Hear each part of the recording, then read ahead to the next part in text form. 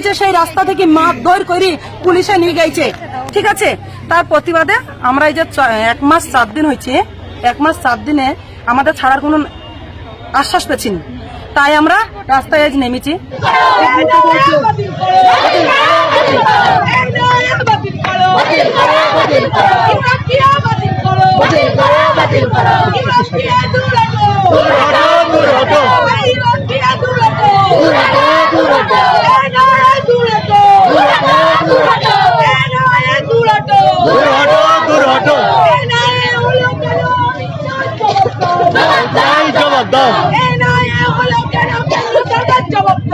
এতদিনে কেন্দ্র সরকারের পক্ষ থেকে যথোপযুক্ত অ্যাকশন নিয়েছে, যথোপযুক্ত পদক্ষেপ নিয়েছে অমিত শাহ এবং হোম মিনিস্ট্রি, যে কারণে অপরাধীদের ফ্যামিলি রাস্তায় নেমে আন্দোলন শুরু করেছে। এই আন্দোলনটা হচ্ছে এপিডিআর গ্রুপের সমর্থনে এবং রাজ্য সরকারের সমর্থনে। অপরাধীদের ফ্যামিলি রাস্তায় নেমে চিৎকার করছে, অমিত শাহ তুমি জবাব দাও, এনআইএ কেন হলো, ইউপিএ বাতিল করো। আমি আপনাদের আগেও বলেছিলাম ইউএপিএ এমনই একটা ধারা, কেস হলে অপরাধীর জীবন ছিন্ন বিচ্ছিন্ন করে দেবে, জীবনটাকে তছনছ করে দেবে, তার অপরাধী মানসিকতাকে ভেঙে গুড়িয়ে দেবে, ডিস্ট্রয় করে দেবে। যদি বলা হয় মোস্ট এফেক্টিভ মোস্ট ভায়োলেন্ট জায়গা কোনটা ওয়েস্ট বেঙ্গলের মধ্যে, তাহলে মুর্শিদাবাদকেই বলা যেতে পারে। যদি উল্লেখ্য বলা হয়, শুধু মুর্শিদাবাদ নয়, মুর্শিদাবাদের বেলডাঙ্গাকে উল্লেখ্য বলা যেতে পারে যে এটাই সব থেকে মোস্ট ভায়োলেন্ট মোস্ট এফেক্টিভ জায়গা, যেটা সুপ্রিম কোর্টও জানে, হাইকোর্টও জানে, এমনকি এনআইএ এর বিশেষ আদালত পর্যন্তও জানে। যে বেলডাঙ্গাকে নিয়ে এনআইএ ইনভেস্টিগেশন শুরু হওয়ার পর রাজ্য সরকার চায়নি ইনভেস্টিগেশন হোক, এনআইএ ইনভেস্টিগেশন করুক, যে কারণে সুপ্রিম কোর্টে চলে গেছিল।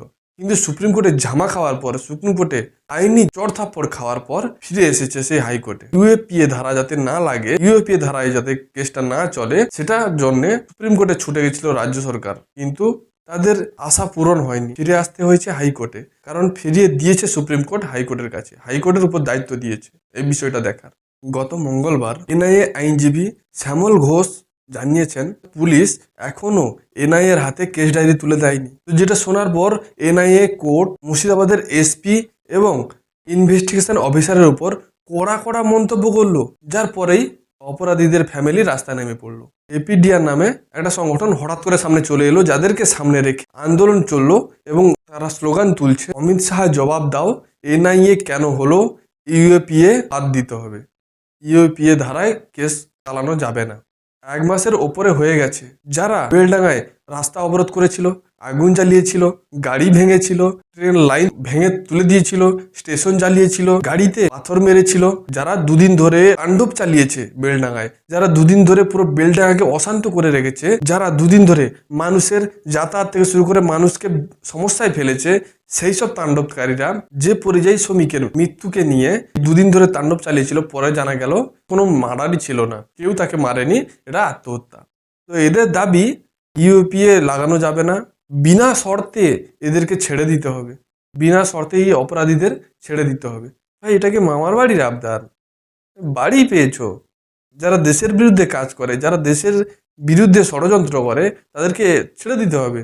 এই মনোভাব দেখলে, এই সব কর্মকাণ্ড দেখলেই বোঝা যায় যে সরকার কতটা কুৎসিত মানসিকতা, কতটা দেশবিরোধী মানসিকতা নিয়ে সরকার চালাচ্ছে, একটা রাজ্যকে ঠিক কোন পর্যায়ে নিয়ে যেতে চাইছে। আমি আপনাদের জানিয়ে রাখি যে সংগঠনটা সামনে এসছে, APDR, association for protection of Democratic rights, এরা এখন অপরাধীদের সমর্থন করতে চলে এসছে। যখন হরগোবিন্দ দাস চন্দন দাস সেই মুর্শিদাবাদেই মারা গেছিল, তাদেরকে কুপিয়ে খুন করা হয়েছিল, তখন এই সংগঠন তখন কোন গর্তে ঢুকে গেছিল, তখন তো তাদেরকে দেখতে পাওয়া যায়, তখন তারা আসেনি, এখন এসেছে। কারণ এখন অপরাধীদের বিরুদ্ধে অ্যাকশন হচ্ছে, এখন অপরাধীদের বিরুদ্ধে অ্যাকশন নিতে চাইছে সরকার, নিতে চলেছে সরকার, তাই এরা এখন এসছে। হ্যাঁ, এটা সেই সংগঠন, আপনারা ঠিক বুঝেছেন, সিপিএমেরই একটা ছাতা, সিপিএমেরই একটা শাখা এখন রাস্তায় নেমে আন্দোলন শুরু করেছে, অমিত শাহ জবাব দাও, এনআইএ কেন হলো। এই শাখার এখন পাখা গজিয়েছে, তাই রাস্তায় নেমে উড়ে বেড়াচ্ছে। এই অপরাধীদের বিরুদ্ধে যে পদক্ষেপ নিতে চলেছে সরকার, যে শাস্তি দিতে চাইছে সরকার, এই শাস্তি এতটাই ভয়ঙ্কর যে এই অপরাধ করার আগে এদের প্রজন্ম 7 বার ভাববে। হিন্দিতে একটা কথা আছে, ऐसे सजा सुनाएंगे ऐसे सजा देंगे অপরাধ करने से पहले लाखों बार सोचेंगे। কেন্দ্র সরকার এই অপরাধীদের বিরুদ্ধে অ্যাকশন নিচ্ছে, কার নির্দেশে নিচ্ছে? হাইকোর্টের নির্দেশে।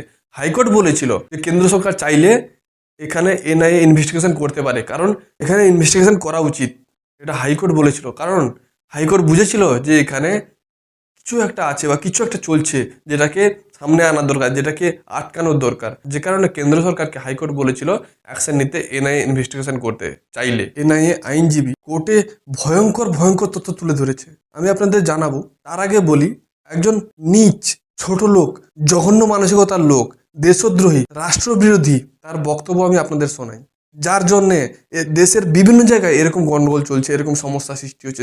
এদের মতন মানসিকতা এদের মতন মানুষের জন্যেই, এদের মতন মানুষদের জন্যেই রাষ্ট্রের বিভিন্ন জায়গায় রাষ্ট্র অশান্ত হয়ে যাচ্ছে, রাষ্ট্রের বিভিন্ন জায়গায় এরকম সমস্যা চলছে এবং এটা সরকারের উপর প্রভাব বিস্তার করার চেষ্টা করছে।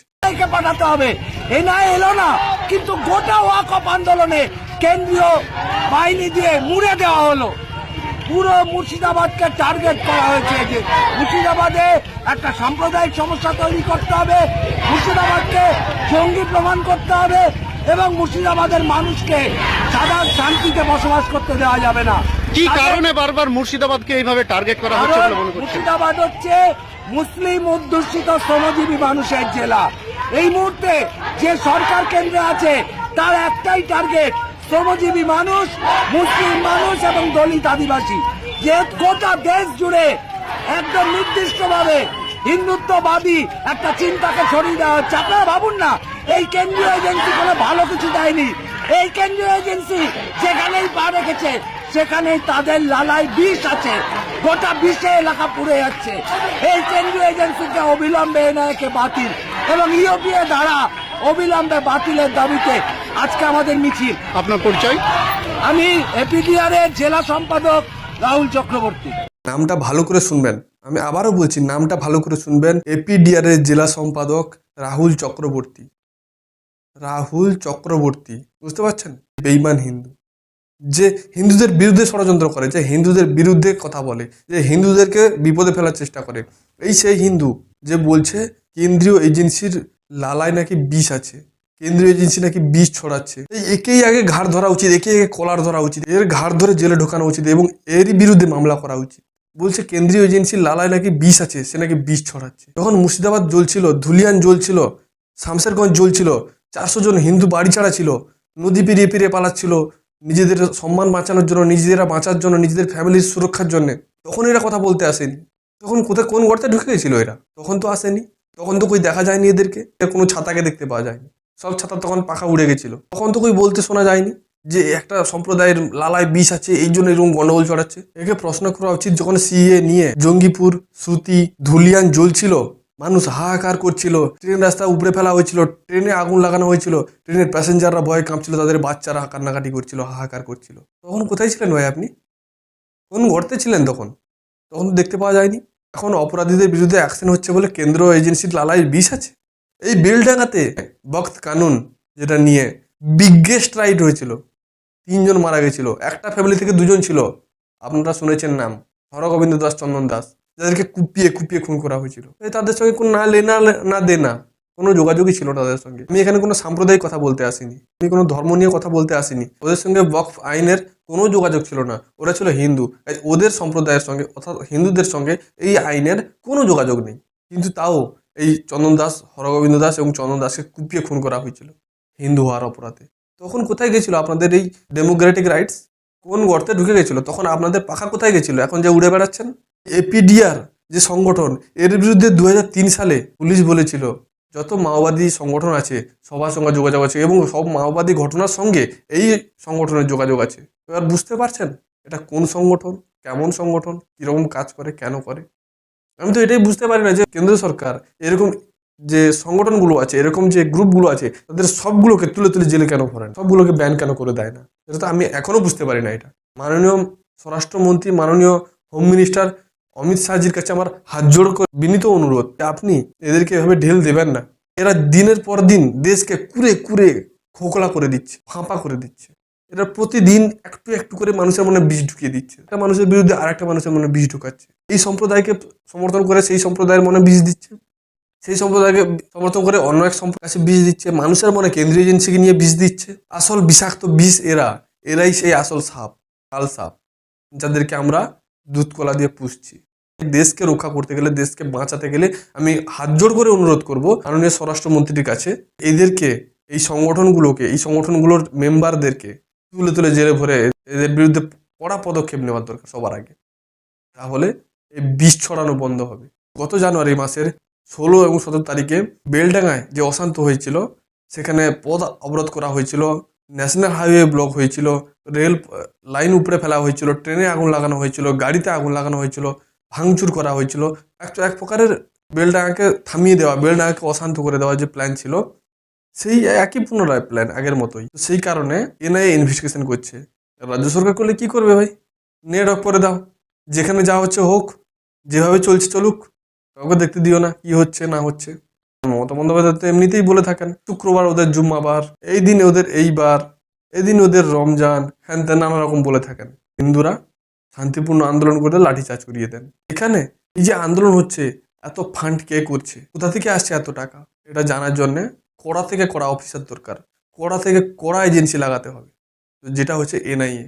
এই কাজের জন্য সঠিক সেই ইনভেস্টিগেশন করছে, সেই ইউএপিএ ধারা লাগিয়েছে, যেটাকে রোখার জন্য রাজ্য সরকার মরিয়া সুপ্রিম কোর্টে ছুটে গেছিল, কিন্তু লাভ কিছু করতে পারেনি, আটকাতে পারেনি। মঙ্গলবার এনআইএ বিশেষ আদালতে এনআইএর আইনজীবী জানিয়েছেন যে এনআইএ থেকে এই কেসের যে আইও ছিল তাকে মেল করা হয়েছিল যে কেস ডায়েরি হাতে দেওয়ার জন্য, কিন্তু কেস ডায়েরি দেয়নি। মঙ্গলবার পুলিশকে এনআইএ বিশেষ আদালতে ভৎসনার মুখে পড়তে হয়েছে। এই নির্লজ্জ পুলিশ ভাবুন, সুপ্রিম কোর্ট থেকে বলে দেওয়া হলো এই কেসের কেস ডায়েরি দিয়ে দিতে, কিন্তু এই কেসের যে বর্তমান এসপি আছেন এতটাই নির্লজ্জ, সুপ্রিম কোর্ট বলে দিয়েছে কেস ডায়েরি হস্তান্তর করে দিতে, কেস ডায়েরি ট্রান্সফার করে দিতে, কিন্তু তার সত্ত্বেও উনি বলছেন যে আইনি জটিলতা আছে। কি আইনি জটিলতা? সুপ্রিম কোর্ট কি স্টে লাগিয়েছে? লাগায়নি তো। সুপ্রিম কোর্ট বলেছে হাইকোর্টকে ইউএপিএ ধারা লাগবে কিনা সেটা দেখতে। সুপ্রিম কোর্ট তো বলেনি যে কেস ডায়েরি হস্তান্তর করতে না। মঙ্গলবার কোর্টে এনআইএ আইনজীবী পুলিশকে বলছে, ভাই নিজের মনুষ্যত্ব জাগাও, কেস ডায়েরি হস্তান্তর করো, লোকাল বাসিন্দাদের থেকে যেসব তথ্য উঠে আসছে সেগুলো নিয়ে আমাদেরকে এগোতে দাও, সেগুলো নিয়ে ইনভেস্টিগেশন করতে দাও।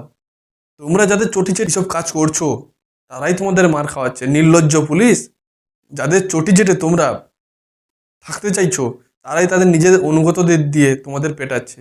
নির্লজ্জ বেহায়া পুলিশ, নিজের মনুষ্যত্ব জাগাও, কর্মজ্ঞানকে উজাগর করো। আজ তোমরাও মার খাচ্ছ, মিডিয়া মার খাচ্ছে, সবাই মার খাচ্ছে, আর যাদের চটি চাটছো তারাই তোমাদের মার খাওয়াচ্ছে। এখনো সময় আছে, মনুষ্যত্ব জাগাও। পুলিশ চুপ। জাজ বলছেন যে কোথাও কি লেখা আছে, সুপ্রিম কোর্ট বা হাইকোর্টের কি কোনো নির্দেশ আছে যে কেস ডায়েরি দেওয়া যাবে না? বলছে তোমরা যে কেস ডায়েরি দিচ্ছ না, এটা কোথাও না কোথাও এই কেসের প্রমাণ লোপাট করার সমান। তাও চুপ। গুরুজন মানুষ যা বকে দিচ্ছে, যা করছে, গালাগালি দিচ্ছে, কোনো ব্যাপার নয়, এরকম একটা ব্যাপার গায়ে সয়ে নিচ্ছে। এত কিছুর পরেও ভাবুন, এই নির্লজ্জ পুলিশের লজ্জা সংকোচ কোনো কিছুই নেই। আজ কোন জায়গায় এই পুলিশ দল দাঁড়িয়েছে, যারা নিজেদের সুরক্ষা দিতে পারে না, যারা নিজেদের সুরক্ষা করতে পারে না, যারা নিজেদের উর্দির সম্মান রাখতে পারে না, তারা আমার আপনাদের রক্ষা করবে? আমার আপনার ট্যাক্সের টাকা নিয়ে এরা কি করছে? জিজ্ঞেস করতে ইচ্ছে করে না পুলিশকে, নাকি ভয় পান? কমেন্ট করে জানান। এখনো সময় আছে, জেগে যান। আমি আপনাদের কাছে সমস্ত তথ্য তুলে ধরলাম, আপনাদের কি মতামত কমেন্ট বক্সে কমেন্ট করে জানান। ভিডিওটি ভালো লাগলে ভিডিওটি লাইক করুন, চ্যানেলটি সাবস্ক্রাইব করুন, কারণ একটাই, নো প্রোপাগান্ডা, অনলি ফ্যাক্টস। জয় হিন্দ, বন্দে মাতরম।